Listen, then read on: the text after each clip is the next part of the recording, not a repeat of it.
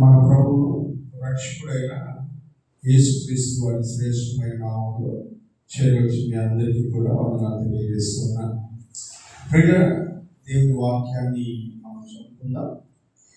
ఇవాళ మన కొరకు ఏర్పాటు చేయబడిన వాక్య భాగం సామెతల గ్రంథం 1వ అధ్యాయం 23వ వచనం. సామెతల గ్రంథం 1వ అధ్యాయం 23వ వచనం. నా గద్దింపును విని తిరుగుడి, ఆలకించుడి, నా ఆత్మను మీ మీద కుమ్మరించుదును, నా ఉపదేశము మీకు తెలియదు. కృపగల ప్రభువా, పరిశుద్ధుడా, మీ ఘననామానికి వందనాలు. ఈ పరిశుద్ధ దినాన మీ సన్నిధిలో మీ పక్షంగా లేఖనాలు బోధించడానికి నిలబడడానికి మీరు నాకు ఇచ్చిన అవకాశం కొరకు వందనాలు. ప్రభువా, ఇక్కడ నిలబడినప్పుడు ఏం మాట్లాడడం మీకు అనుకోవడమో దాన్ని మాత్రమే మాట్లాడినట్లు నన్ను మీ స్వాధీనంలో ఉంచుకోమని ప్రార్థన చేస్తున్నాను. అలాగే వింటున్న సంఘాన్ని జ్ఞాపకం చేసుకొని వినగల చెవి, గ్రహించే మనస్సు, పాటించే జీవితాలను మాకందరికీ దయచేయమని యేసుక్రీస్తు వారి శ్రేష్టమైన నామంలో ప్రార్థించి అడిగి వేడుకుంటూ ఉన్నాము తండ్రి. ప్రియులారా, పరిశుద్ధ గ్రంథంలో నుంచి మనము ఈ సంవత్సరం ధ్యానం చేసుకుంటున్న అంశము సంపూర్ణుల మరొకై సాగిపోదాము. మూలవాక్యము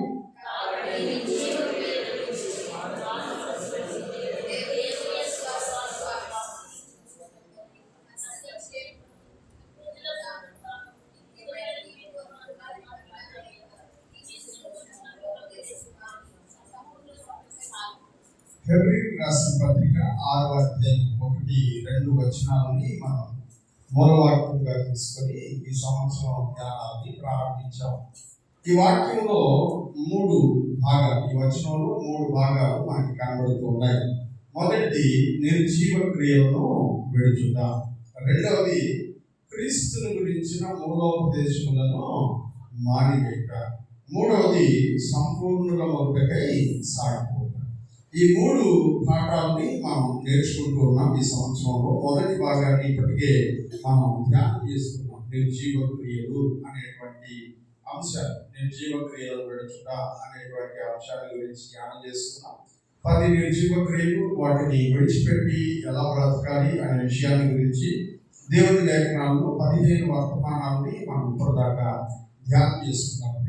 ఆ తర్వాత మనము రెండవ భాగంలోనికి ప్రవేశించాం. క్రీస్తుని గురించిన మూలోపదేశములను మానివేట. ఈ మూలోపదేశముల గురించి దేవుని వాక్యంలో మనం ధ్యానం చేసుకుంటూ ఉండేటప్పుడు 2 విషయాలు జ్ఞాపకం చేస్తాం. మొదటిది లోక సంబంధమైనటువంటి మూల పాఠములు అనే విషయాన్ని గురించి ఒక వారం మనం ధ్యానం చేస్తాం. ఏంటి ఈ లోక సంబంధమైన మూల పాఠములు అంటే దినములు, మాసములు, సంవత్సరములు, ఉత్సవకాలములు, ఇవన్నీ కూడా లోక సంబంధమైనటువంటి మూలపాఠాలు. మీరు ఇంకా వాటినే పట్టుకుని ఊగులాడుతూ ఉంటే మీరు రక్షింపబడి కూడా ఉపయోగం ఉండదు, దీనివలన ప్రయోజనం లేదు. ఎందుకంటే మీరు యేసు ప్రభువు మాత్రమే మమ్మల్ని రక్షించగలిగిన దేవుడు అని నమ్మి విశ్వసించి బాప్తిసం పొందారు.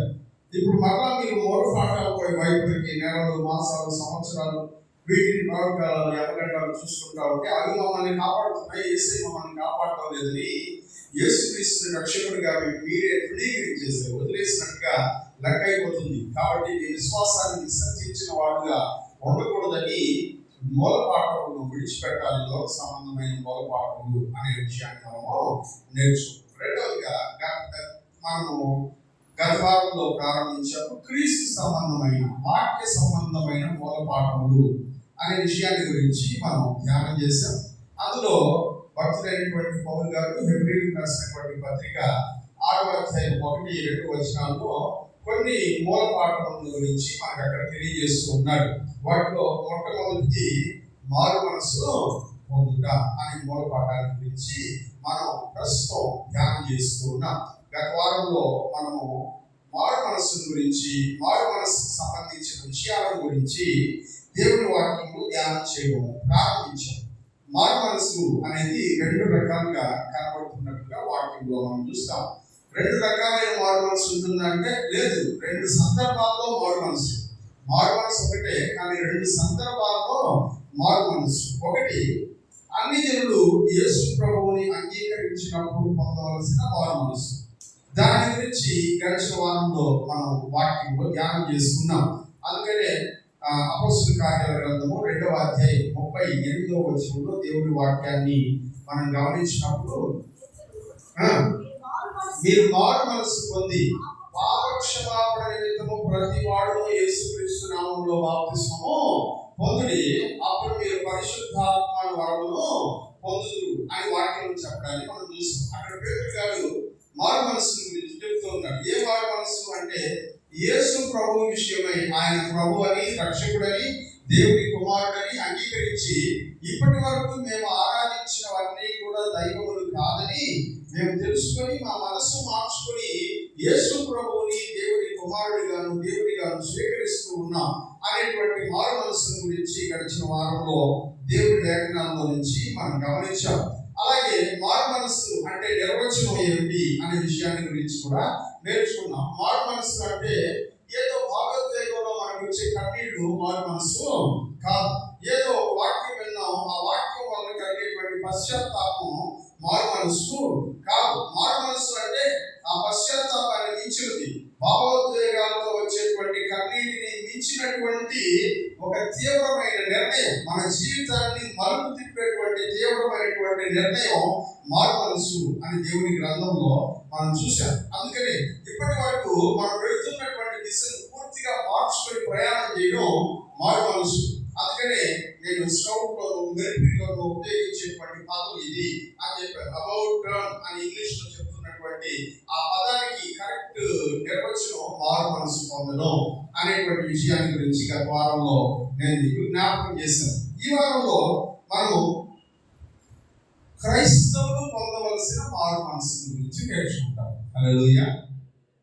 ఎవరు పొందాల్సిన మారు మనసు? క్రైస్తవులు. ఇప్పుడు దాకా అన్ని జనులు ప్రభువుని ఎరగడానికి వచ్చేటప్పుడు వాళ్ళు పొందిన మారు మనస్సు గురించి గత వారంలో మనం నేర్చుకున్నాం. ఎలాంటి మారు మనస్సు వాళ్ళు పొందాలి అనే విషయాల గురించి నేర్చుకున్నాం. మరి ఇవాళ దేవుని యొక్క చిత్తమైనట్లయితే క్రైస్తవులు, దేవుని యందు విశ్వాసం కలిగినటువంటి దేవుని ప్రజలు ఎలాంటి మారు మనస్సును పొందాలి, ఎందుకు వాళ్ళు మారు మనస్సును పొందాలి, ఈ విషయాల గురించి ఇవాళ దేవుని వాక్యంలో నుంచి మనం కొన్ని మాటల్ని ధ్యానం చేసుకునేటువంటి ప్రయత్నం చేద్దాం. ఎందుకు నేను ఈ మాట చెప్పగానే మీలో చాలా మందికి మనం ఆల్రెడీ మారు మనసు పొందేసాం కదా, ఆల్రెడీ రక్షించుకుంటాం కదా, ఇంకా మనం మారు మనసు పొందాల్సిన అవసరం ఏముంది, మనం మారు మనసు పొందకుండానే రక్షించబడేసామంటే నేను ఆల్రెడీ చెప్పాను, అది అన్ని జనుల విషయమై దేవుడిని ఎరగనటువంటి పరిస్థితుల్లో మనం పొందిన మారు మనసు ఆయన ప్రభువుగా రక్షకుడిగా అంగీకరించడానికి పొందిన మారు మనసు. కానీ జీవితం అనేది అనేక రకాలైనటువంటి విషయాల చేత నింపబడి ఉంటుంది. ప్రియమైనటువంటి వాళ్ళ చాలా విషయాల చేత నింపబడి ఉంటుంది. ఎందుకంటే మనం బ్రతుకుతున్నటువంటి సమాజం, మనం బ్రతుకుతున్నటువంటి లోకంలో వివిధ రకాలైనటువంటి అభిప్రాయాలు, ఆలోచనల సమాహారంతో మనం బ్రతుకుతా ఉన్నాం. ఎక్కడన్నా ఏదన్నా చూస్తే ఇది మనం కూడా చేస్తే బాగుంటుంది అని అనిపిస్తుంది. అది మంచిదా కాదా అనేటువంటి ఆలోచన గురించి మనకు తెలియదు. అలా బ్రతికేసాం. అలా బ్రతికేసి వాటికి అలవాటు పడిపోయి ఈ లోకంలో యేసు ప్రభువుని తెలుసుకున్న తర్వాత మనకు చాలా విషయాలు మనం దేవుని సన్నిధి నుంచి దూరంగా ఉన్నాము అనే విషయం మనకు కనబడుతుంది. ప్రియమైనటువంటి వాళ్ళ దేవుని సన్నిధిలో అనేక విషయాలు మనము దేవుని సన్నిధిలో మనం చూస్తున్నాం. అనేకమైనటువంటి విషయాలు మనకు దైవ వాక్యానికి విరుద్ధమైనటువంటి విషయాలు కనబడుతున్నట్లుగా మనకు అర్థమవుతుంది. ఇది ఎప్పుడు తెలుస్తుంది మనకు అంటే, వాక్యం వింటున్నప్పుడు మనకు తెలుస్తుంది. రెండవది వాక్యం చదువుతున్నప్పుడు మనకు తెలుస్తుంది. మూడవది ప్రార్థన చేస్తున్నప్పుడు మనకు తెలుస్తుంది. ఎందుకంటే మన జీవితంలో ఒక మార్పు, పరిపూర్ణమైనటువంటి మార్పు రాత్రికి రాత్రి అలా చెప్పేస్తే జరిగిపోదు. రాత్రికి రాత్రి జీవితం మొత్తం మారిపోదు. అందుకనే చాలా మంది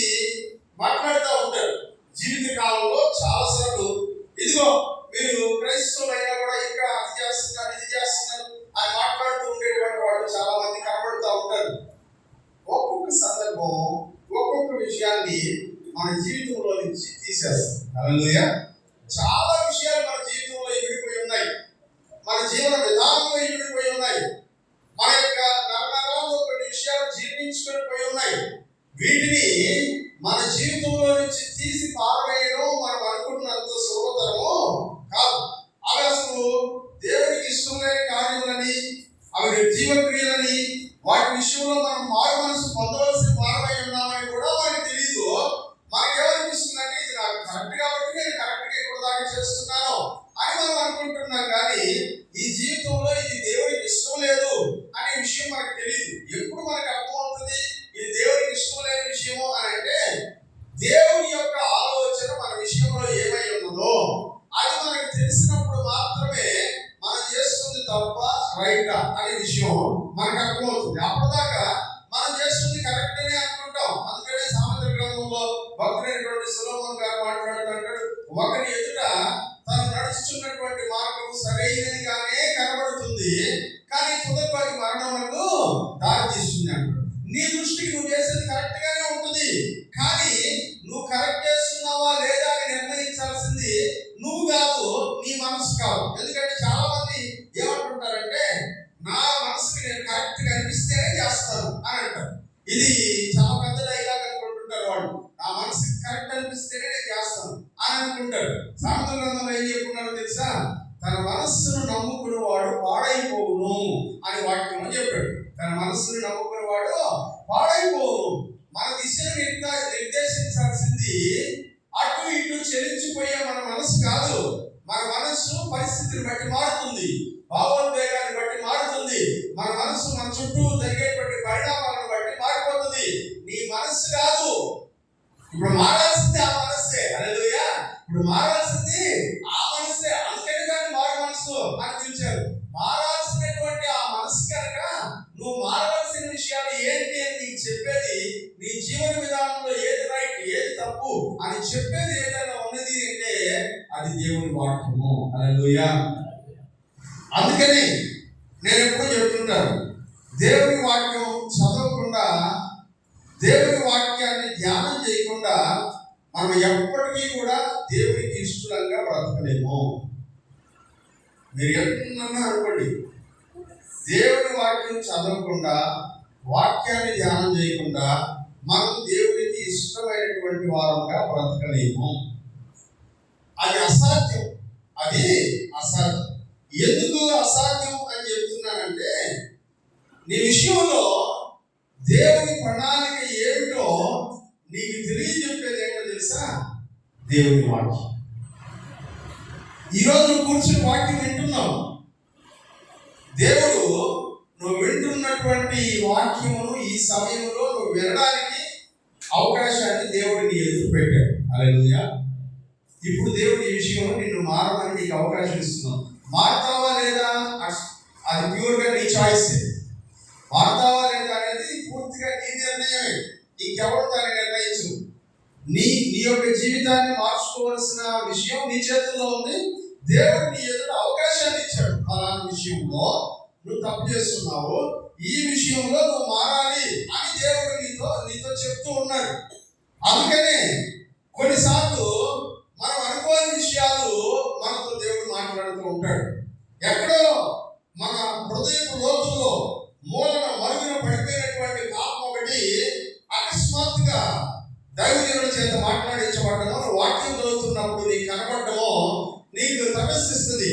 అది తటస్థించినప్పుడు నీకేమనిపిస్తుందంటే, ఇది నా గురించి ఎందుకు మాట్లాడుతున్నాడు, ఇది నా గురించి ఇప్పుడు మాట్లాడాల్సిన అవసరం ఏముంది అని నువ్వు అనుకుంటుంటావు. కానీ అది దేవుడు నీకు ఇచ్చే అవకాశం మారడానికి అని మర్చిపోతూ ఉన్నావు. హల్లెలూయా.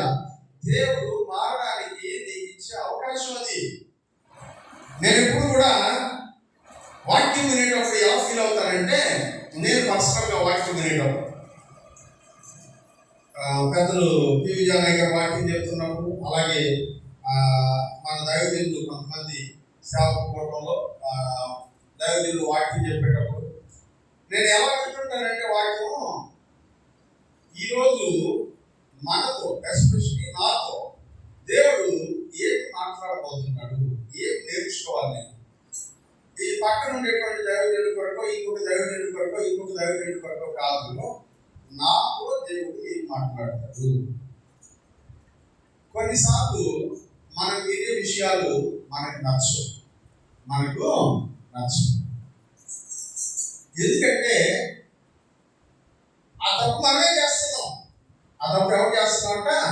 మన తప్పుని మనకి చెప్తే నచ్చం, అసహనం, కోపం, విసుగు పుడతాయి.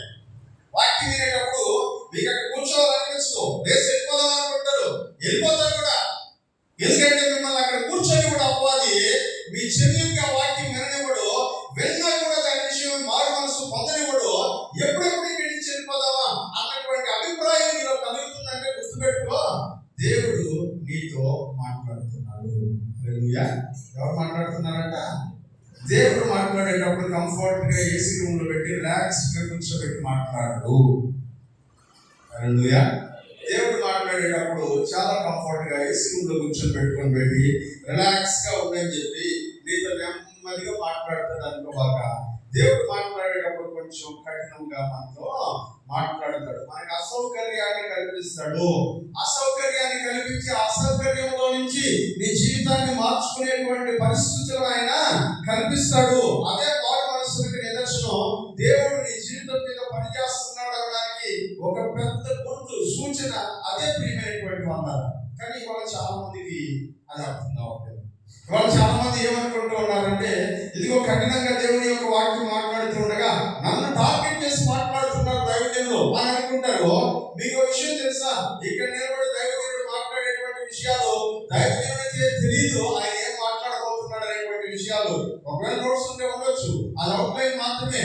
కానీ మాట్లాడేటువంటి ప్రతి పదం నీ దగ్గరికి ఏ పదం చేరుతుందో ఆ పదాన్ని ఎంపిక చేసుకుని పంపించడం దేవుని యొక్క ఆత్మ పని మాత్రమే చేయగలరు, మరి ఎవరు కూడా చేయలేరు ప్రియమైనటువంటి వాళ్ళ. అందుకనే దేవుడు అంటూ ఉన్నాడు, నీతో నీ జీవితాన్ని మార్చడానికి దేవుడు చేసేటువంటి ప్రయత్నము దేవుని వాక్యం ద్వారా జరుగుతుంది. అందుకనే వాక్యం చదువుతున్నటువంటి వారు, వాక్యం వింటున్నటువంటి వారు ఎక్కువగా మారు మనసులోనికి నడిపించబడతారు. వాక్యాన్ని శ్రద్ధగా గమనించి అవును ఇది నా కోసమే అనుకున్నటువంటి వాడు మారు మనసులోనికి నడిపించబడతారు. కానీ వాక్యం నుంచి దూరంగా బ్రతుకుతున్నటువంటి వాళ్ళు మారు మనసులోనికి రావడం కష్టము. చాలా మందికి విసుగ్గా అనిపిస్తుంది. చాలా మందికి ఏ దొరకలేదా, ఇదే దొరికిందా అనిపిస్తుంది. నా గురించి మాట్లాడుతున్నారు అనిపిస్తుంది. ఎప్పుడెప్పుడు ఇక్కడి నుంచి వెళ్ళిపోదామా అని అనిపిస్తూ ఉంటుంది. అంటే అర్థమైంది తెలుసా? దేవుడు నీకు అన్కంఫర్ట్ ని కలుగజేస్తున్నాడు. కూర్చున్నటువంటి స్థలంలో కూర్చొనివ్వకుండా అసౌకర్యాన్ని కలుగజేసేటువంటి ప్రయత్నంలో ఉన్నాడు ప్రియమైనటువంటి వాళ్ళు. కొన్నిసార్లు నేను పివిజారాయ్ గారికి ట్రాన్స్లేట్ చేసేటప్పుడు ఆయన చెప్పే మాటలో నాకు ట్రాన్స్లేట్ చేయడానికి నాకే కష్టంగా అనిపిస్తుంది. ఎందుకంటే ఆ బలహీనత నాలో ఉంటుంది.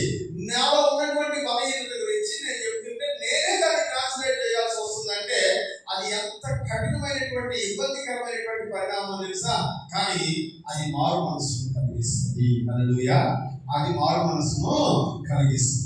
ఈ అసౌకర్యమైనటువంటి పరిస్థితుల్లో నుంచి దేవుని వాక్యం వినడంలో ఉన్నటువంటి అసౌకర్యమైన పరిస్థితుల్లో నుంచి మారు మనసు పుడుతుంది అనే విషయాన్ని మనం జ్ఞాపకం చేసుకోవాలి. అయితే బైబిల్ గ్రంథంలో మీరు గమనించినట్లయితే ఆది కాండం నుంచి ప్రకటన గ్రంథం వరకు ఎక్కువగా విశ్వాసుల యొక్క మారు మనసుల గురించి, దేవుని ఆల్రెడీ నమ్ముకొని దారి తప్పిపోయినటువంటి వాళ్ళ మారు మనసుల గురించే ఎక్కువ శాతం రాయబడింది. హల్లెలూయా. ఎక్కువ శాతం దారి తప్పినటువంటి దేవుని ప్రజల మారు మనస్సుల గురించి దేవుని గ్రంథంలో ఎక్కువగా రాయబడింది. ముఖ్యంగా ప్రవచన గ్రంథాలన్నీ కూడా, ప్రవచన గ్రంథాలంటే యెషయా గ్రంథం మొదలుకొని మలాకి గ్రంథం వరకు అన్ని ప్రవచన గ్రంథాలలో కూడా ఈ మారు మనస్సుల గురించినటువంటి మాటలు మనకు ఎక్కువగా కనబడతాయి. అన్ని వచనాలు ఇచ్చి దాని గురించే మాట్లాడతాయి. అందుకని ప్రవచన గ్రంథాలను మనం చదువుతూ ఉండేటప్పుడు అవి మనకి ఎలా అనిపిస్తాయంటే గుచ్చుకున్నట్టుగా కనబడతాయి. ఇది నా కొరకే అన్నట్టుగా అనిపిస్తుంది, నాతో మాట్లాడుతున్నట్టే అని అనిపిస్తుంది. ఎందుకంటే మనం కూడా ఆ కాలంలో ఉన్నటువంటి ఉన్నటువంటి ప్రజలు చేసినటువంటి పొరపాట్లని మనం కూడా చేస్తూ ఉన్నాం కనుక వాటి నుంచి బయటికి రమ్మని దేవుడు హెచ్చరించేటువంటి విషయాలు అందులో కనబడుతూ ఉన్నాయి. కొన్ని ఉదాహరణల్ని, కొన్ని వచనాల్ని నేను జ్ఞాపకం చేస్తాను. యెషయా గ్రంథం 1వ అధ్యాయం 2వ వచనాన్ని మనం చూద్దాం. యెహోవా మాట్లాడుచున్నాడు, ఆకాశమా ఆలకించుము, భూమి చెవియొక్కుము, నేను పిల్లల్ని పెంచి గొప్పవారిగా చేస్తుంది, వారు నా మీద తిరగబడి ఉన్నారు. 16వ వచనం చదివినా, మిమ్మల్ని కడుగుకొని శుద్ధి చేసుకోండి, మీ దుష్క్రియలు నాకు కనబడకుండా వాటిని తొలగింపుడి. చదువు, కీడు చేయడం మానుడి, మేలు చేయడం నేర్చుకోండి, న్యాయము జాగ్రత్తగా విచారించుడి, హింసించబడి వారిని విడిపించండి, తండ్రి లేని వారికి న్యాయం తీర్చండి, విధవరాల పక్షంగా వాదించండి. యెహోవా ఈ మాట సెలవిస్తున్నాడు, రండి మన గొడవలను తీర్చుకుందాం, రండి. మీ పాపములు రక్తము వలె ఎర్రనివైనను, అవి హిమము వలె తెల్లబడును, కెంపు వలె ఎర్రనివైనను, అవి గొర్రెబొచ్చు వలె తెల్లనివగును. మీరు సమ్మతించి నా మాట విని ఎడల మీరు భూమి యొక్క మంచి పదార్థములను అనుభవించెదరు. సమ్మతింపగా తిరగబడిన ఎడల నిశ్చయముగా మీరు కాకము పాలు. చూసారా, ఇవన్నీ కూడా మారు మనసు పొందమని దేవుడు హెచ్చరించేటువంటి విషయాలు. ప్రవచన గ్రంథాలన్నిటిలో ఇట్లాంటి మాటలే మనకి కనబడతాయి ప్రియమైనటువంటి వాళ్ళ. ఎందుకంటే దేవుని ప్రజలు దేవునితో ఉండకుండా, దేవుడు కోరినట్లు ఉండకుండా దారి తప్పినప్పుడు వాళ్ళని దారిలో పెట్టడానికి దేవుడు చెప్పేటువంటి వాక్యాలే మారు మనసులకు సంబంధించినటువంటి పాఠం. మరొక మాటని మనం చదువుదాం. ఇర్మియా గ్రంథం 3వ అధ్యాయం, ఇర్మియా గ్రంథము 3వ అధ్యాయం 1వ వచనం. మరియు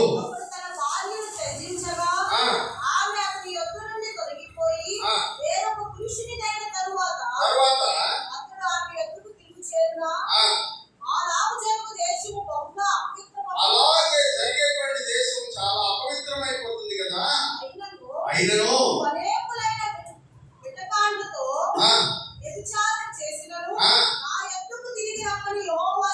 నా యొద్దకు తిరిగి రమ్మని యెహోవా, నువ్వు ఎన్ని రకాలైనటువంటి తప్పులు చేసినా సరే నా దగ్గరికి తిరిగి రా, మార్చుకొని మనస్సు మార్చుకొని నా దగ్గరికి వస్తే నేను నిన్ను దీవిస్తాను, నిన్ను సరిచేస్తాను, నిన్ను ఆశీర్వదిస్తాను అని వాక్యంలో చెప్పడాన్ని మనం చూస్తాం. ప్రియులారా, 22వ వచనం కూడా చూద్దాం మనం. భ్రష్టులైన బిడ్డలారా తిరిగి రండి, మీ అవిశ్వాసమును నేను బాగు చేసేదను అంటున్నాడు దేవుడు. ఏం చెప్తున్నాడు? భ్రష్టులైనటువంటి బిడ్డలారా తిరిగి నా దగ్గరికి రండి. 12వ వచనం చూద్దాం.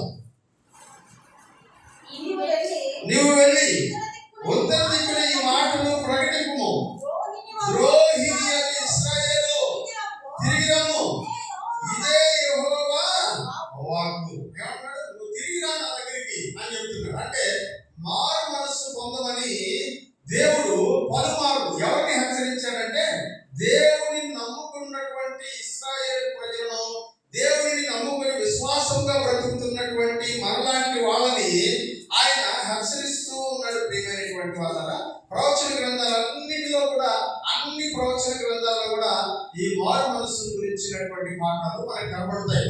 ఒకవేళ దేవుని చిత్తమైనట్లయితే భవిష్యత్తులో ఎప్పుడైనా ఒక సంవత్సరం కేవలం మారు మనస్సు గురించి బైబిల్ గ్రంథంలో చెప్పబడినటువంటి అన్ని పాఠాలని, అన్ని సందర్భాలని మనం ధ్యానం చేసేటువంటి ప్రయత్నం చేద్దాం. ఇప్పుడు అసలు మారు మనస్సు పొందినటువంటి వ్యక్తి ఆధ్యాత్మిక జీవితంలో ముందుకు వెళుతూ ఉన్న కొలది మనలో దేవునికి ఇష్టం లేని కార్యాలు దేవుడు మనకు చూపిస్తూ ఉండగా ఒక్కొక్కటిగా వాటిని మనం తీసివేసుకునేటువంటి ప్రయత్నము చేయాలి. అదే మారు మనసు. మన జీవితాన్ని మార్చుకోవాలి. మనకి ఇష్టం 5 విషయాలు చాలా ఉంటాయి, మనం బాగా ఇష్టపడే విషయాలు చాలా ఉంటాయి, కానీ అవి దేవునికి ఇష్టం. నీకు ఇష్టమైనవి దాన్ని సమర్థించుకోవడానికి దేవుడికి కూడా ఇష్టం అని చెప్పాలి. దీనిలో ఏం తప్పలేదు అని అనుకోవాలి. తప్ప లేదా అని నిర్ణయించాల్సింది దేవుని వాక్యం. హల్లెలూయా. తప్ప రైటా నిర్ణయించాల్సింది దేవుని వాక్యం. ఈ రోజున చాలా మంది నీ జీవితంలో ఉండేటువంటి తప్పుదాన్ని గురించి దేవుడు హెచ్చరించినప్పుడు మారు మనసు పొందకపోగా చాలా మంది ఏమనుకున్నారంటే ఇది నా ఇష్టం, నా లైఫ్, నన్ను అడగడానికి నువ్వెవరు అనే ప్రశ్నలు ఏర్పడుతున్నాయి. నీ ఇష్టం, నీ లైఫ్ అని అనుకున్నప్పుడు యేసు ప్రభువుని నీ నోటితో ఒప్పుకున్న రోజున నీ జీవితం నీది కాదు, దేవునిది అని నువ్వు చెప్తున్నావు అనే విషయాన్ని మర్చిపోతున్నావు.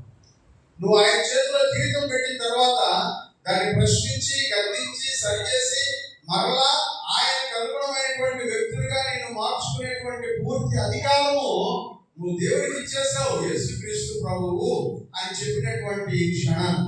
అందుకనే నీతో దేవుని వాక్యం మాట్లాడుతున్నప్పుడు ఇది నా లైఫ్, నా ఇష్టం, మీరెవరు నన్ను అడగడానికి అని అడిగేటువంటి అధికారం నీకు ఎప్పటికీ ఉండదు. హల్లెలూయా, హల్లెలూయా.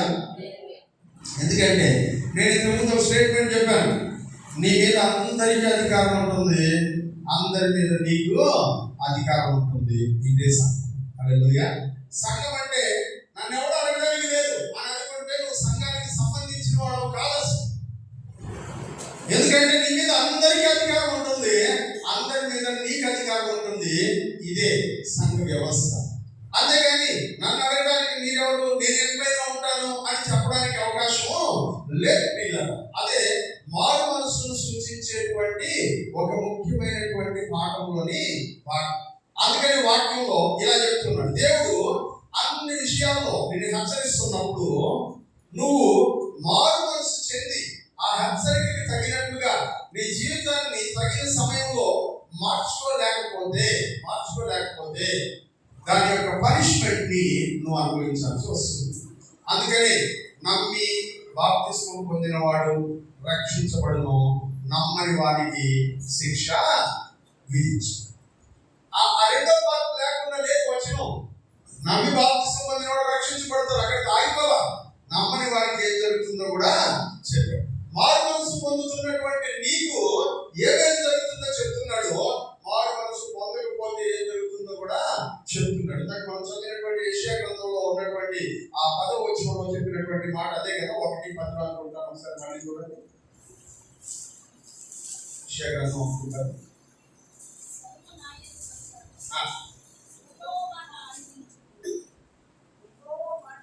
సారీ 20 సమ్మతింపక తిరగబడిన ఎడల నిశ్చయంగా 19వ వచనంలో అన్నాడు, మీరు సమ్మతించి నా మాట వింటే ఏం జరుగుతుందో చెప్పాడు. ఒకవేళ సమ్మతించకపోతే ఏం జరుగుతుందో కూడా చెప్తాడు. అందుకనే దేవుని వాక్యం వినేటప్పుడు మనం మారు మనసు పొందడానికి 100% మన జీవితాన్ని క్రమపరచుకోవాలి. అలా కాకుండా ఉంటే చాలా కష్టం. అయితే మారు మనసు అనేటువంటి ఈ విషయంలో 3 పాఠాలు లేదా 3 అంశాలు ఇమిడి ఉన్నాయి. అవి ఏంటి అనే విషయాన్ని జ్ఞాపకం చేసి ఇవాళ వర్తమానాన్ని ముగించడానికి ప్రయత్నం చేస్తాను. ముందుగా సామెతల గ్రంథం 28వ అధ్యాయం 13వ వచనం చదువుకుందాం. సామెతల గ్రంథం 28వ అధ్యాయం 13వ వచనం. అతిక్రమములను దాచిపెట్టువాడు వర్ధిల్లడు, వాటిని ఒప్పుకొని విడిచిపెట్టువాడు చాలు. మారు మనసులో మొట్టమొదటి అడుగు ఏంటి? వాక్యంలో మనం గమనించినప్పుడు నేను ఈ వాక్యాన్ని నువ్వు వింటున్నప్పుడు నేను తప్పు చేశాను అనే రికగ్నైజేషన్ నీ హృదయంలో కాదు. ఓ వాక్యం మనతో మాట్లాడుతున్నప్పుడు, ఓ అంశం మనతో మాట్లాడుతున్నప్పుడు ఆ అంశం నా కోసం మాట్లాడుతున్నాడు అని నీకు తగ్గడం. అదే మొదటి అడుగు. ఉదాహరణకి 10 ఆజ్ఞల గురించి మాట్లాడుకుంటున్నాం. దొంగతనం చేయకూడదు అని ఒక ఆజ్ఞ ఉంది. అక్కడ ఉందా బైబిల్లో? ఉంది. మీరు ఒక దొంగతనం చేసి వచ్చారు మందిరానికి. దేవుడు ఈరోజు ఆ వాక్యాన్ని మాట్లాడాడు.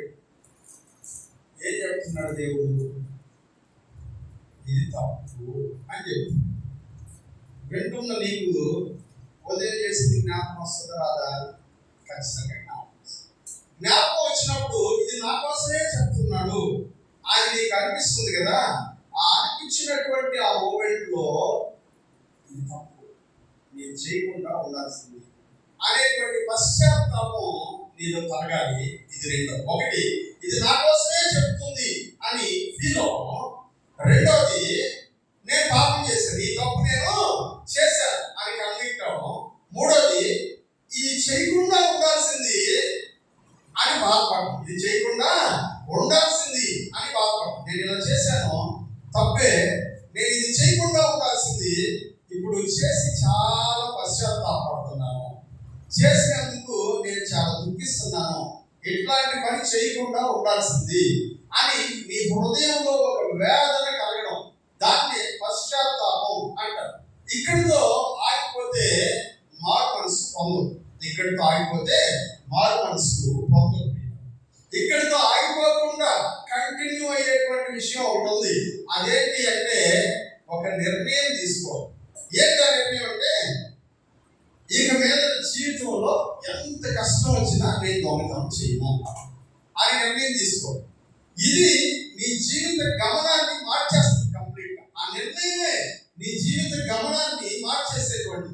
నువ్వు ఏడవడం మార్చదు, బాధపడడం మార్చదు. నువ్వు తీసుకున్న నిర్ణయం నీ జీవిత గమనాన్ని మారుస్తుంది.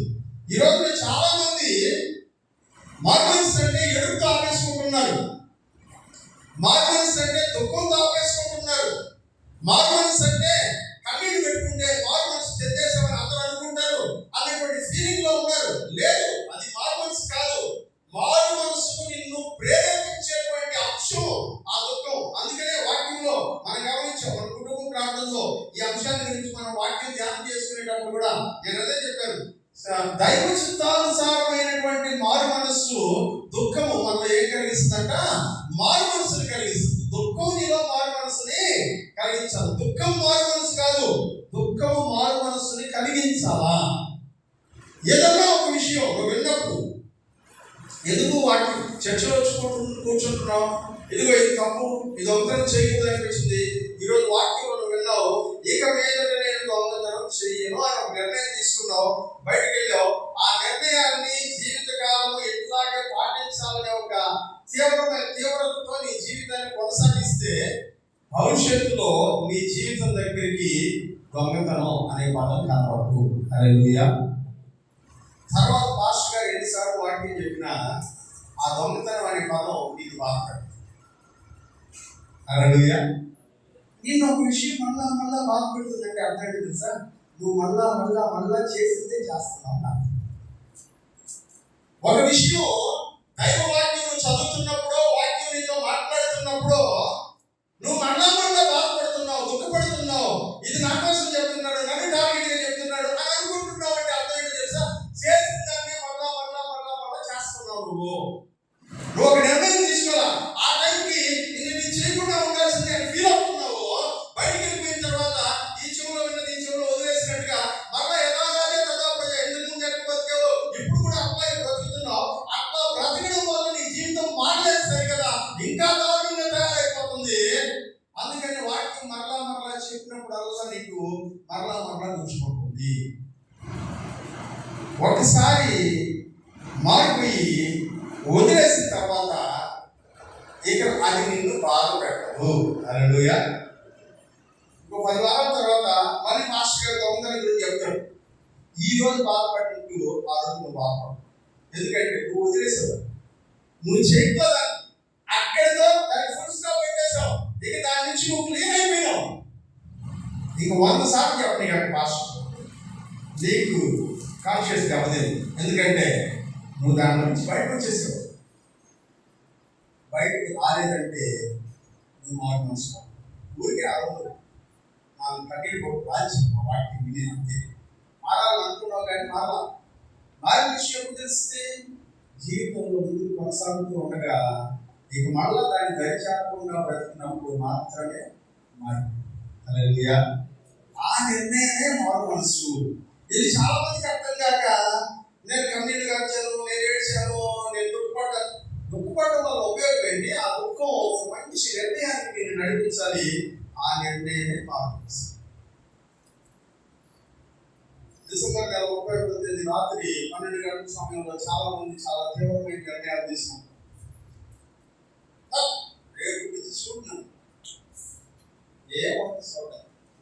ఎందుకంటే నిన్న 31 అర్థం, 1 అర్థం, 2 అర్థం, 3 అర్థం. ఎందుకంటే ఆ నిర్ణయాన్ని నీ జీవితంలో ఫాలో కాలేకపోతున్నావు, నువ్వు మారలేదు. అందుకనే అప్పుడప్పుడు మనం ఒకటో తేదీ కనుక్కున్నా ఇటు చేయలేకపోతున్నావు. ఎందుకు చేయలేకపోతున్నావు? నీ నిర్ణయాన్ని నువ్వు అవలంబించలేకపోతున్నావు. నువ్వు మారలేదు. నువ్వు అప్పుడు ఎట్టున్నావు, ఇప్పుడు కూడా అక్కడ ఉన్నావు. సంవత్సరాలు గడుస్తున్నాయి కానీ మారడం లేదు. అందుకనే భక్తులైనటువంటి హబక్కూకు గారు అంటారు, తన సంవత్సరములు గడుస్తూ ఉండగా నీ కార్యము నూతన పరచుము అని చెప్తారు. హల్లెలూయా. సంవత్సరాలు జరుగుతూ ఉండగా నువ్వు మారుతా వెళ్ళాలి, నూతన పరచుకుంటూ వెళ్ళాలి. అదే క్రైస్తవ జీవితం. హల్లెలూయా. ఆ మార్పు లేకపోతే నువ్వు 10 సంవత్సరాలు, 20 సంవత్సరాలు, 50 సంవత్సరాలు ఈ చర్చిలో సెలైపోయి కూర్చో ఉన్నా సరే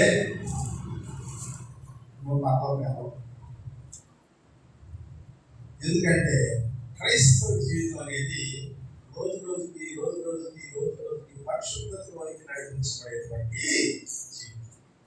అట్లాగే కూర్చొని వెళ్ళిపోవడానికి కాదు మనం మందిరానికి వచ్చేది. ఈ రోజు మందిరానికి వచ్చి, ఈ వారం మందిరానికి వచ్చినందువల్ల మన జీవితంలో ఏ విషయాన్ని మనం మార్చుకున్నాం అని గ్రహించాలి. అదే మారు మనసు యొక్క అర్థం. ప్రియమైనటువంటి వాళ్ళు, అందుకని సామెతల గ్రంథం 28 మనం చదువుకున్నటువంటి వాక్య భాగంలో ఏమని చెప్పాడు చూడండి. అతిక్రమములను దాచిపెట్టువాడు వర్ధిల్లడు, వాటిని ఒప్పుకొని విడిచిపెట్టువాడు. మారు మనసు పొందేవాడికి ఉండాల్సిన మొదటి లక్షణం ఏంటంటే తను చేసిన తప్పుని ఒప్పుకోగలరు.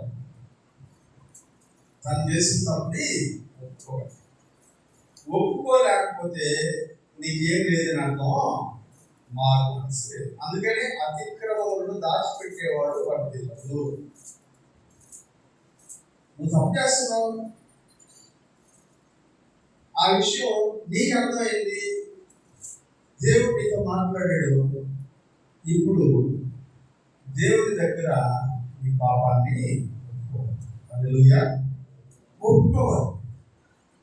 ఒప్పుకోకుండా విడిచిపెట్టలేదు.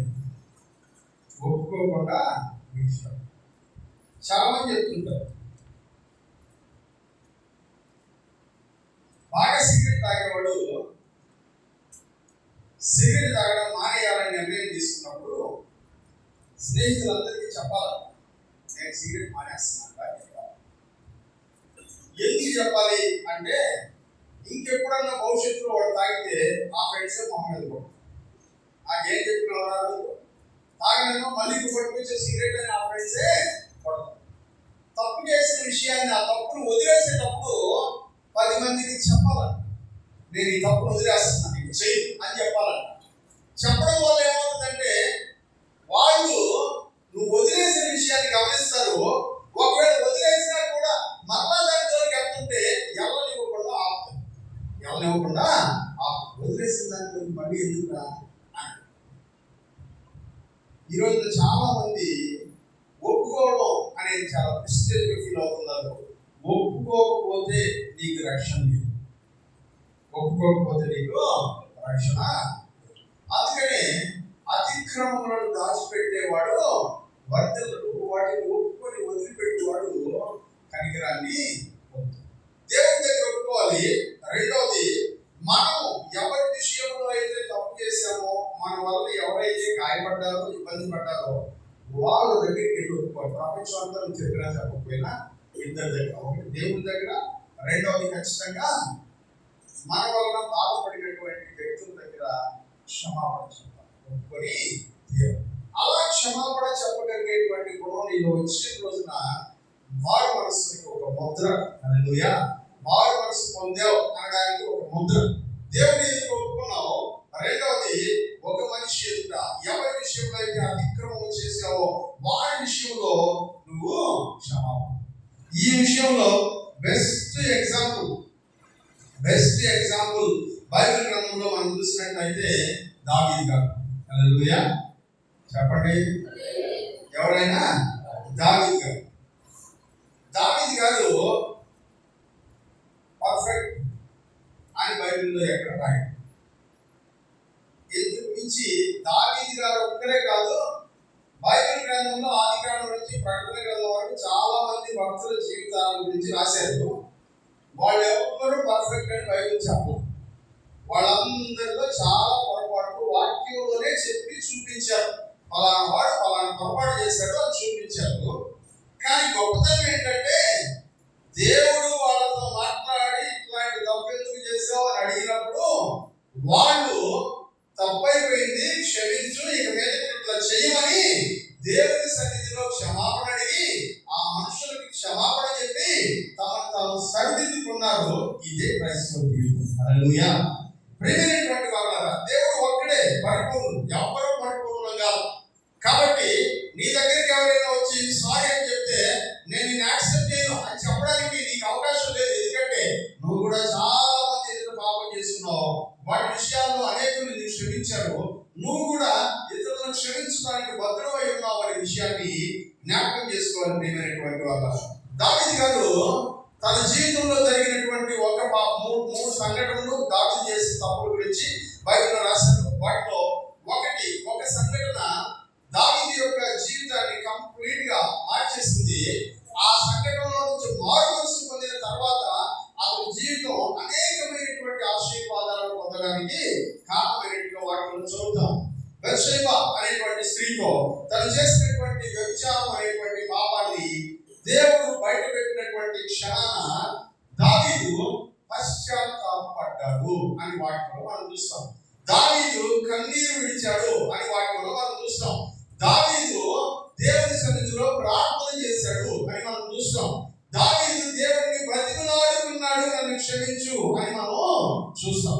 ఆ టైంలో దావీదు చాలా కీర్తనలు రాశారు. నేను చెప్తా, కొన్ని కీర్తనలు నోట్ చేసుకోగలిగితే నోట్ చేసుకోండి. ముఖ్యంగా 51వ కీర్తన,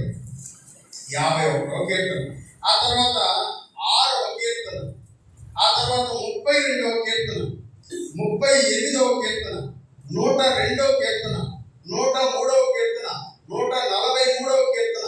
ఇవన్నీ కూడా ఆ ఒక్క సందర్భంలో రాసినటువంటి కీర్తనలు. 1, 2, 3, 4, 5, 6, 7 కీర్తనలు పశ్చాత్తాప కీర్తనలు అని పిలుస్తారు. 7 కీర్తనలు. ఈ 7 కీర్తనల్ని మీరు ఇంటికి కూర్చొని చదివినట్లయితే అసలు ఒక పశ్చాత్తాపం చెందిన ఒక వ్యక్తి ఎలా మాట్లాడతాడు, ఎలా బిహేవ్ చేస్తాడు మీకు అర్థమవుతుంది. ప్రస్తుతానికి మనం 51వ కీర్తన వైపు తిరుగుదాం. 51వ కీర్తన చదువు. దేవా, నీ కృప చొప్పున నన్ను కరుణించుము, నీ వాత్సల్య బాహుళ్యం చొప్పున నా అతిక్రమములను తుడిచివేయుము, నా దోషము పోయేటట్లు. ఏమని చెప్తున్నాడు? నేను దోషం చేశాను, నా దోషం పోయేటట్లు నన్ను బాగా కడుగు. ఒప్పుకోవడం కదా, ఇది దేవుని సన్నిధిలో నేను తప్పు చేశాను, సారీ అని ఒప్పుకోవడం కదా. నా పాపము పోనట్లు నన్ను పవిత్రపరచుము, నా అతిక్రమములు నాకు తెలుసు, నా పాపం ఎప్పుడు నా కళ్ళ ముందు కనబడతా ఉంది. నీకు కేవలము నీకే విరోధంగా నేను పాపం చేశాను, నీకు విరోధంగా నేను పాపం చేశాను, నీ దృష్టికి చెడుతనం చేశాను. కావున ఆజ్ఞ ఇచ్చినప్పుడు నీతిమంతుడుగా కనబడతావు, తీర్పు తీర్చినప్పుడు నిర్మలుడుగా పాపం లేనివాడుగా నువ్వు కనబడతావు. నా పరిస్థితి ఏంటంటే పాపంలోనే పుట్టాను, పాపంలోనే నా తల్లి నన్ను గర్భం ధరించింది. నువ్వైతే హృదయంలో సత్యంగా ఉండాలని కోరుకుంటున్నావు, అంతరంగంలో నాకు జ్ఞానాన్ని తెలుపుతున్నావు. బాప్తి నువ్వు తీసుకో, హిస్సోపుతో నా పాపమును కడుగు, హిమము కంటెను తెల్లగా ఉన్నట్లు నువ్వు నన్ను కడుగు. చూసారా, ఆయన చెప్తున్నాడు, నా పాపములన్నీ జ్ఞాపకం వస్తున్నాయి, నా కళ్ళ ముందు కనబడుతూ ఉన్నాయి, నీ ఎదుట నేను వాటిని ఒప్పుకుంటున్నాను, ఇక మీద వాటిని చేయకూడదు అనుకుంటున్నాను. ఇదిగో నువ్వు నా పాపములన్నింటినీ పక్కన పడేసి నన్ను క్షమించు, నా పాపములన్నింటినీ నువ్వు కడుగు. ఇది మారు మనసు కలిగిన వ్యక్తి తన పాపము ఒప్పుకునేటువంటి విధానం. హల్లెలూయా. ఒప్పుకోలేకపోతే పాప క్షమాపణ జరగదు. మొదటి యోహాను పత్రిక 1:7-9 అయితే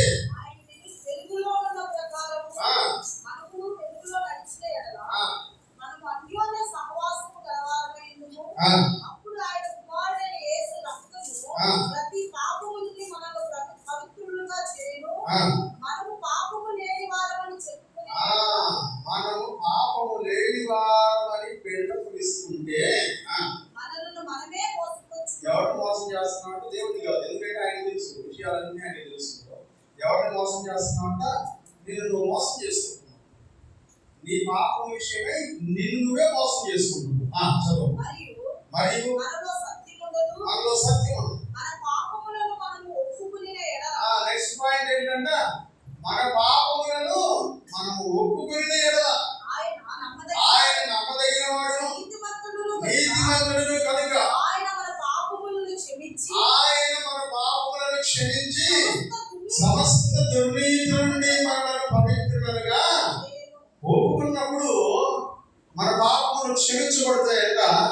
ఆ దుర్నీతి నుంచి మనల్ని కడిగి పవిత్రం చేసేస్తాడు యేసు ప్రభు అని వాక్యంలో మనము చూస్తున్నాం. ఒప్పుకోకుండా మారు మనసు యొక్క ప్రతిఫలం ఉండదు. పాపాన్ని ఒప్పుకోకుండా నేను మారు మనసు పొందానంటే నువ్వు నిన్ను నువ్వే మోసం చేసుకుంటున్నావు. అదే కదా మనం నాలో పాపం లేదు నువ్వు చెప్పుకుంటే నిన్ను నువ్వే మోసం చేసుకుంటున్నావు. కానీ ఇదిగో ఈ వాక్యం విన్నాను, ఈ పాపం నాలో ఉంది, నేను మారాలనుకుంటున్నాను, తప్పైపోయింది, సారీ అని దేవుని దగ్గర ఎవరికి విరోధంగా పాపం చేసావో వాళ్ళ దగ్గర వెళ్ళి క్షమాపణ అడగగలిగితే వాక్యం తెలియజేస్తుంది, నువ్వు మారావు, నీ పాపములు క్షమించబడ్డాయి, ఆయన వాటన్నిటినీ కడిగి పక్కన పడేశాడు. హల్లెలూయా. ఇది మారు మనసు యొక్క సూచన. మారు మనసు యొక్క సూచన. పాపం ఒప్పుకోవడం అనేది మారు మనసు పొందిన వాడి యొక్క గుర్తు. వీడు మారు మనసు పొందాడు అనడానికి సూచన, గుర్తు. ఇక ఇందులో ఉన్నటువంటి మూడో భాగము, మారు మనసులకు తగిన ఫలము ఫలించండి. మత్తయి సువార్త 3:7. మత్తయి సువార్త 3:7. పరిసయ్యుల్లోను సద్దూకయ్యుల్లోను అనేకులు బాప్తిజం పొందవచ్చును చూచి సర్వ సంతానమా రాబో ఉగ్రతను తప్పించుకున్నట్టు మీరు బుద్ధి చెప్పిన వాడు ఎవడు మారు మనసుకు తగిన ఫలము ఫలించును. ఆమేన్. ఏం చేయాలంట? మారు మనస్సులకు తగినటువంటి ఫలం, ఫలితం, రిజల్ట్ కనబడాలా. నువ్వు మారు మనసు పొందావు అంటే దాని యొక్క ఫలితం ప్రపంచానికి కనబడాలి. మారు మనసులకు తగినట్లుగా మీరు బ్రతికి చూపించాలా అంటాడు. లూకా సువార్త 3:8 చూడండి. లూకా సువార్త 3:8.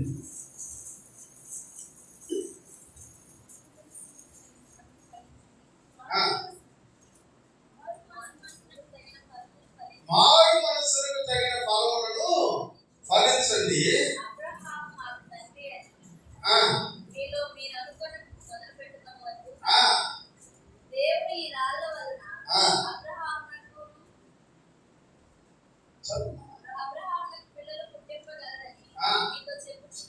వాక్యంలో చెప్తున్నాడు, మారు మనసు లేకుండా మేము మా నాయన మా తాత వాళ్ళందరూ క్రైస్తవులు కాబట్టి నేను కూడా క్రైస్తవుని కుదరదు. మీ తాత క్రైస్తవుడు అయితే మీ తాతతోనే అయిపోయినది.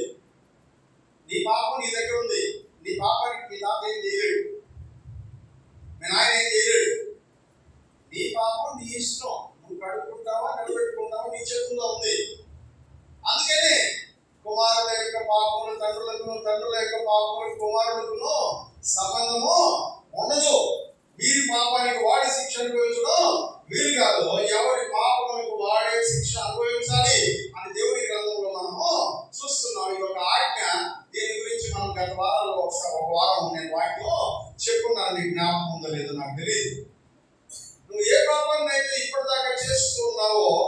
అది పాపం అని నీకు అర్థమైన తర్వాత దాన్ని ఒప్పుకున్న తర్వాత దాన్ని చేయడం ఆపేయాలి.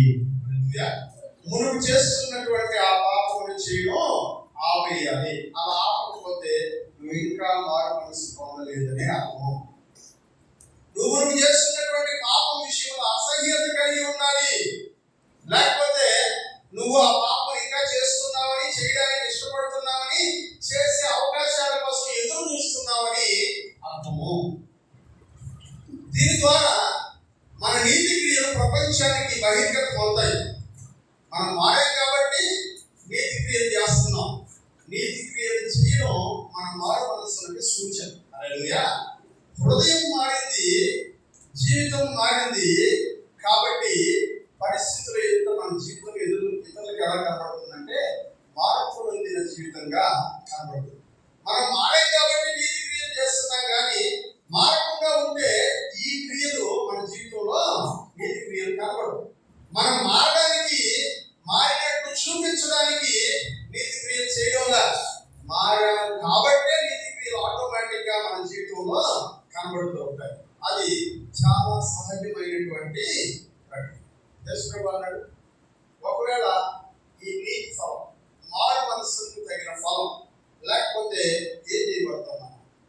మనం క్రైస్తవం చర్చలో కూర్చుంటున్నాం, వాక్యం వింటున్నాం, మారు మనస్సు గురించి వింటున్నాం. ఈ మారు మనస్సుకు తగినటువంటి ఫలం మన జీవితంలో కనబడకపోతే ఏం జరుగుతుంది? దేవుడు ఏం చేస్తానంటున్నాడు? వాక్యంలో కొన్ని విషయాలు నేను మీకు జ్ఞాపకం చేస్తాను.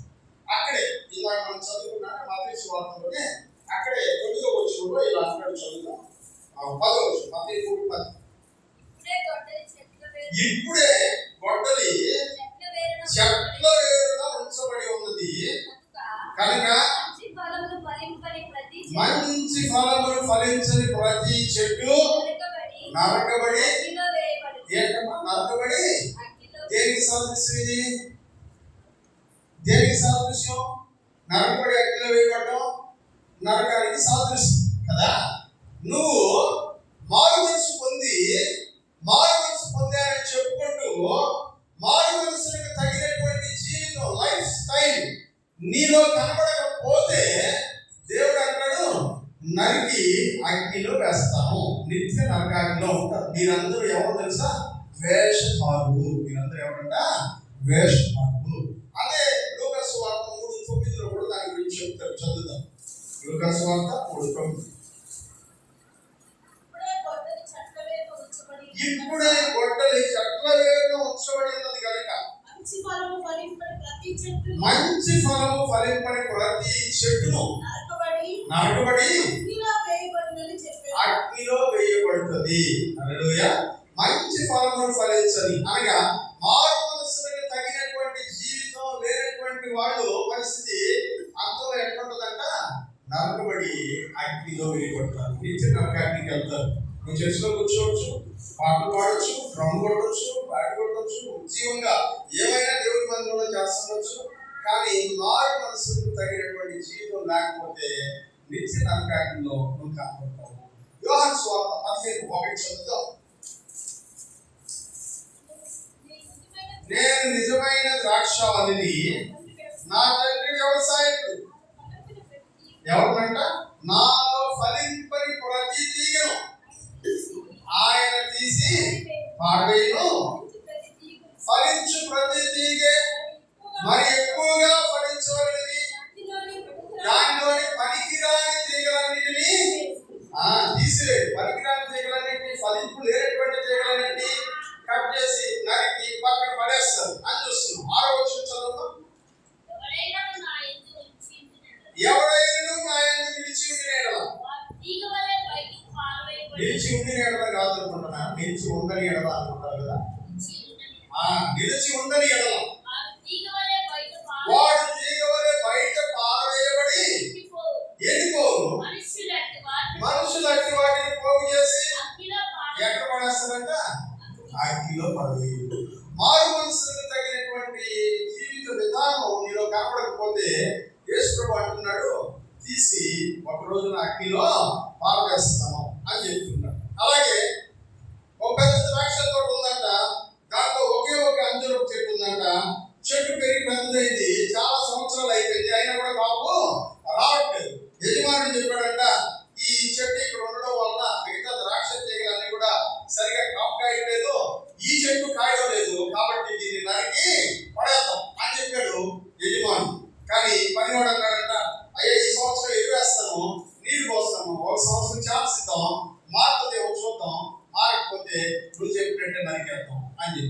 హల్లెలూయా. అంటే ఫలము లేనటువంటి ప్రతి తీగను, ప్రతి ఒక్కరిని దేవుడు తన దగ్గర, తన రాజ్యంలో, తన తోటలో ఉంచుకోవడానికి ఇష్టపడటం లేదు అనే విషయాన్ని జ్ఞాపకం చేసుకోవాలి. మార్గన్స్ అంటే దేవుడి నుంచి దూరంగా పోయినటువంటి మనము తిరిగి దేవుని దగ్గరికి నడకడం ప్రారంభించాం. దేవుణ్ణి వదిలిపెట్టి వెళ్ళిన మనము తిరిగి దేవుణ్ణి హత్తుకోవాలి. ఒకసారి ఆలోచించండి, మీ జీవితంలో దేవుడి నుంచి ఎంత దూరం జరిగిపోయావు? ఒకసారి ఆలోచించు. దేవుడి నుంచి దూరంగా జరిగిన నువ్వు ఎందుకు దేవుణ్ణి హత్తుకోలేవు? హృదయాన్ని కఠినం చేసుకో. హృదయాన్ని కఠినం చేసుకో. ఎందుకంటే హృదయ కాఠిన్యం ఫరో లాంటి వాడిని కూడా చంపేస్తుంది. ఎంత గొప్ప మహారాజు అయినా కావచ్చు, చక్రవర్తి అయినా కావచ్చు, హృదయం కఠినమైతే ఎంత గొప్పడైనా తలవంచండి. మోకరించగలిగినటువంటి వాడు మోకరించండి, మోకరించలేని వాడు మీరు చోట కూర్చొని ప్రార్థనలో మాత్రం ఏకీభవించండి. హృదయ కాఠిన్యం చాలా భయంకరమైనటువంటి దిశకి మనల్ని నడిపిస్తుంది. ఎందుకంటే మన మనసుని మారనివ్వకుండా చేసేది ఈ హృదయ కాఠిన్యం. ఫరో లాంటి వాడు తన హృదయాన్ని కఠినపరుచుకున్నప్పుడు దేవుడి యొక్క కోపం అతని వెలికి రాగా, దేవుని మాట వినటువంటి వాడు చక్రవర్తి అయినా సరే నశించు. నెబుకద్నెజరు దేవుడు ముందే వార్నింగ్ ఇచ్చాడు, జాగ్రత్త నా బిడ్డలతో, మాట వినలేదు, పశువులాగా గడ్డి వేసుకుని బ్రతికాడని, 7 కాలాలు బ్రతికాడని దానియేలు గ్రంథంలో మనం చదువుతున్నాం. హృదయ కాఠిన్యం అని కాదు, దేవుడు వార్నింగ్ ఇస్తున్నాడు, హెచ్చరికలు చేస్తున్నాడు. పట్టినాడు, నాకు కాదులే అనుకుంటూ హృదయాన్ని కఠినపరచుకుంటూ ఉంటే ఎన్నో అంటాడు, యెహోవా ఉగ్రత పిలుగాని గర్భిణా తిరుగుతూ దుష్టుల మీదకి పెట్టుల దిగుతూ. సామెతల గ్రంథం 29వ అధ్యాయంలో అంటాడు, ఎన్నిసార్లు గర్తించిన లోబడిన వాడు వారి తిరిగి లేకుండా హఠాత్తుగా నాశనం అని వాటిని చూస్తాం. హెచ్చరికలు ఎందుకు హెచ్చరికలు అంటే దేవుడి వైపు చూడాలి, దేవుడి వైపు తిరగడం, హృదయం కఠినపరచుకోకుండా మార్మల్స్ అంటే ఏంటో చూస్తాం. 2 రకాల మార్మల్స్ గురించి ధ్యానం చేస్తాం. మొదటి మార్మల్స్ లోకంలో నుంచి యేసు ప్రభు వైపు తిరిగినప్పుడు కలిగే మార్మల్స్. రెండవ మార్మల్స్ క్రైస్తవుడు వైపు కూడా దేవునికి విరోధంగా జీవిస్తున్నటువంటి జీవితంలో నుంచి మార్మల్స్. పరిశుద్ధ గ్రంథంలో ఎక్కువ భాగం ఈ మార్మల్స్ గురించి చెప్పారు. ఉపమానం, ఉపదేశం, ప్రవచనాలు, పాఠాలు, ఇలా అనేకం మార్మల్స్ గురించి బోధించబడ్డాయి. క్రైస్తవుల మార్మల్స్. ప్రియమైన క్రైస్తవ సహోదరుడు, ప్రియమైన క్రైస్తవ సహోదరి, ఈరోజు ఒక తండ్రిగా, ఒక సహోదరుడిగా మీతో మాట్లాడుతూ ఉన్నాను. మార్పు అనేది ఒక నిర్ణయం, ఎమోషన్ కాదు. ఎమోషనల్గా జరిగే ప్రతిదాన్ని మార్పు అనుకోవద్దు. ఎమోషన్లో నుంచి తీసుకునేటువంటి స్ట్రాంగ్ డెసిషన్ మారు మనసు యొక్క ప్రతిరూపం. అలాంటి మారు మనసు మీరు కలిగిందా? ఒకవేళ లేకపోతే మారు మనసుకు తగినటువంటి ఫలం కూడా నీకు అవుతుంది. ఎందుకంటే నీకు కలిగింది ఫేక్ మారు మనసు.